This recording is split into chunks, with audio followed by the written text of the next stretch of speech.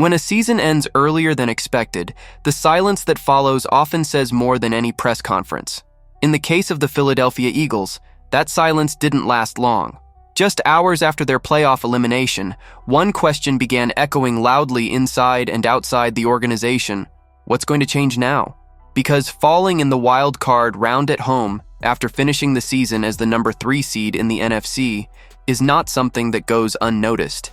Not for a franchise that just 1 year earlier lifted the Super Bowl trophy after dominating the Kansas City Chiefs. Not for a team that entered 2025 believing it was still firmly inside its championship window.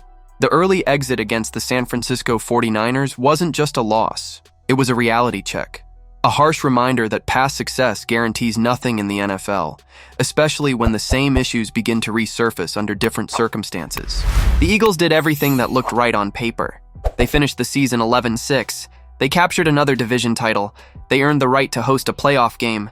They faced an opponent that arrived banged up, shorthanded, and then lost George Kittle in the first half to a serious Achilles injury. And still, they lost. That's why this defeat feels so heavy. It wasn't a lack of opportunity. It was a failure to take advantage of the situation. It was a game where the context favored Philadelphia, the environment favored Philadelphia, and yet the performance never followed. When that happens, especially for a franchise that views itself as a perennial contender, change stops being optional and becomes necessary. The morning after the game, during ESPN's Get Up, insider Adam Schefter poured fuel on the fire by stating what many around the league already expected. Major changes are coming to the Eagles coaching staff. And the name singled out as the primary target of those changes was offensive coordinator Kevin Patullo. According to Schefter, the league-wide expectation is clear. The organization plans to shake up the offense, make significant adjustments, and very likely enter the 2026 season with a new offensive coordinator. That statement didn't come out of nowhere. Patullo's first year as offensive coordinator was, at best, underwhelming.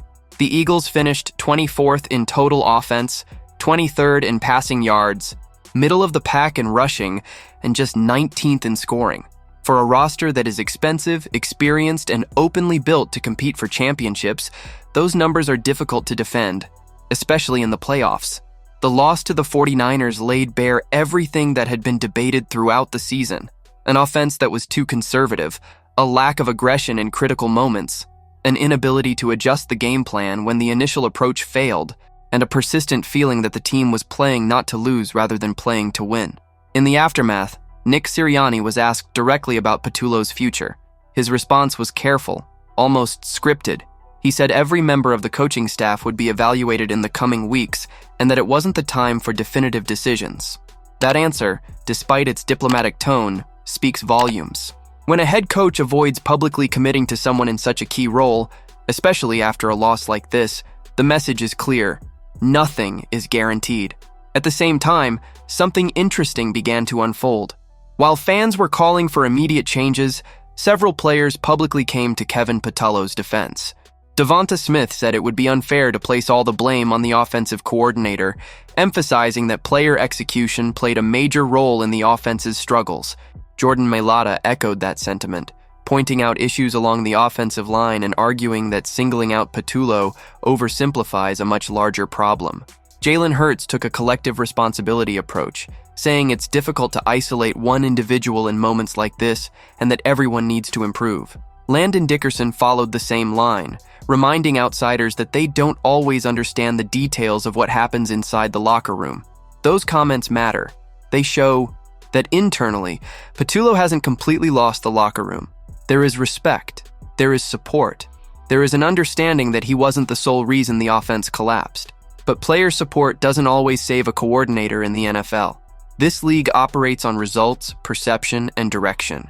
And in Philadelphia, results are always tied to enormous expectations. When the offense fails on the biggest stage, accountability is inevitable, even if the responsibility is shared. That's where Nick Sirianni's role becomes even more central. Kevin Patullo isn't a random hire. He's a direct choice by Sirianni, a trusted lieutenant, someone the head coach believed could guide an offense on a team that expected to compete for another championship. If Patullo is ultimately let go, that decision will run straight through Sirianni, and that places the head coach under an even brighter spotlight. Changing offensive coordinators isn't just a technical move, It's an admission that the philosophy didn't work. At the same time, standing pat could be even more dangerous. Keeping everything the same after such a disappointing playoff exit sends the wrong message to the locker room and the fan base. It suggests that the current standard is acceptable, and that's a message no ambitious franchise can afford to send. There's also an important factor that often gets overlooked: time. This Eagles roster isn't young across the board. The championship window is real, but it isn't endless. Every wasted season extracts a cost, physically, financially, and emotionally. That reality makes this offseason one of the most important of the Nick Sirianni era. The decisions made in the coming weeks will define not only who calls plays in 2026, but what kind of offensive identity the Eagles want to embrace. Whether they continue leaning into a conservative, mistake avoidance approach, or seek someone who can unlock more aggression, creativity, and unpredictability from a talented roster. This is where many fans are starting to converge on the same conclusion. This isn't just about swapping names, it's about changing mindset. Many of the issues seen in 2025 weren't isolated breakdowns, but the product of a repeated approach that worked at times, and failed when the level of competition rose.